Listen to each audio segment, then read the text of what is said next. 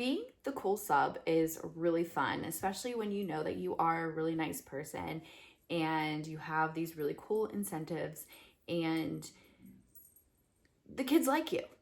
It's really fun. However, what happens when you are too nice? We all want students to like us, but as a substitute teacher, being too nice can actually go the opposite way than we really want it to. The students test boundaries. They have a loss of control sometimes, and it gives mixed signals to them and really confuses them. It really just makes them think that they can get away with anything. Being overly accommodating can really confuse them, wondering why their teacher doesn't let them do it, but you can get away with it. And then if you're one of those where you are super nice to them, you feel like you can't be mean, and when mean was strict or having your own boundaries and your own expectations, and then you start writing their names down and you never say to them like, don't do that, then it really like sends them mixed signals to them, because they're like, I thought she was nice, but I don't really know. Why respect trumps likability? Honestly, students really crave structure. Especially if you're in elementary school, it's important to just really keep their routine going and in the same way as the teacher would. The teacher would usually put that in their lesson plans. If you're in middle school and high school, a lot of the times, like, you might not know what their routine is. The structure just becomes important with like the focus or whatever the teacher has in their lesson plans to really help that. Just really like, it's a class management technique, I feel like, to keep them like on task. And remember that respect builds over time. Your role is to lead them, not befriend them.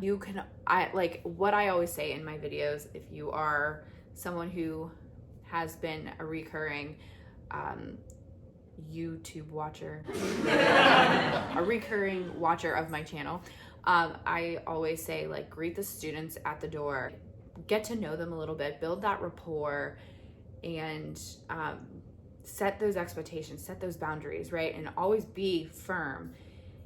That's really like the niceness you need. So like, what I mean by that is like, you want to be approachable. You don't want to be unapproachable, right? And I know that we have all had subs like that when they are mean, and it's like, I have to pee so bad, I'm scared to ask them. Like, they should not be scared to ask you anything. They should know that you are a safe person and welcoming to come into the room. But when it comes to a student saying, hey, can I walk around the hallways? Or, hey, can I go to the bathroom? My friend's in the bathroom. Or, can we go outside? Our teacher lets us do it, and you don't know, like, and you always say yes to it. And now, going outside every once in a while, you are allowed to do that. But like, I would ask authority, I would ask a neighboring teacher, principal, is it okay to take them outside?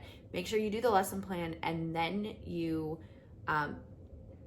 take them out, like, for 10, 15 minutes. Like, just have boundaries around it instead of just giving them what they want. Balance firmness with kindness. Make sure that you let them know what is expected of them. Because a lot of the times, like, I've made the mistake of not giving expectations, and it backfired. Like, I had students just like be so rowdy in the class, or read a book when they're supposed to have their iPad out, or like on Roblox when they're supposed to be doing Notability on their iPad. It's like, and I say that, and then they're like, okay, like, whatever. Like, hey, like, don't be on Roblox. And they're like, yeah, whatever. Like, okay. It's important that you know how to set that expectation and then be firm with it. Always use a calm but firm voice. Never ever yell at them. And then make sure that you're showing your kindness through actions and not as a weakness. That is what I should have started with. I'm gonna say that again. Show your kindness through action and not through weakness. And I made this mistake so many times when I was a sub, when I first started. I didn't know how to say no. I didn't know how to set boundaries and expectations, and it backfired. Students would leave the room. Students would do things that I was like, I can't believe you would do that, you know? But yeah, you would just be a doormat.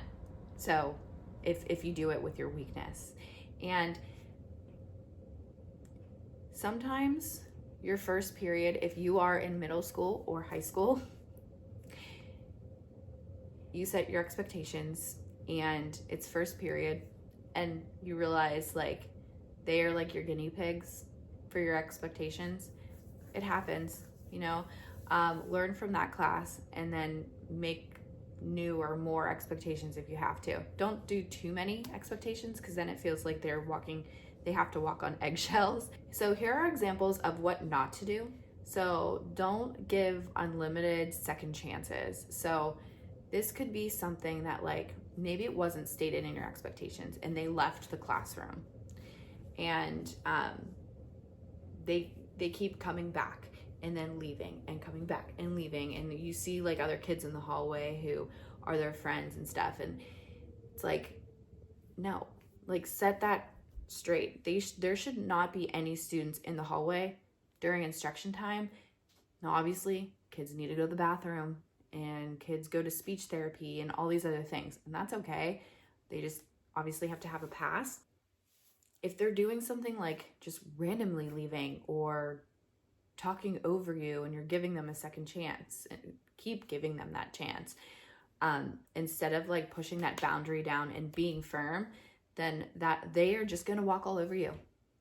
Letting the small behaviors slide. So this could be something like, it could be something like swearing. Could be a high school student and they said something and you don't like it, but you don't say anything about it. Roughhousing with their friends, but like you know that they're not going to get hurt because like maybe they're in phys ed on a mat, you know, like, and you're like, okay, well they're on a mat, like they're fine. But like, no, they need to be doing what the lesson plan says or like listening to you. So it's important to just say, stop doing that. I'm trying to give direction. And being over accommodating when they make requests. So this could be something like they see their friend in the hallway and you see them too. And they're like, can I go to the bathroom?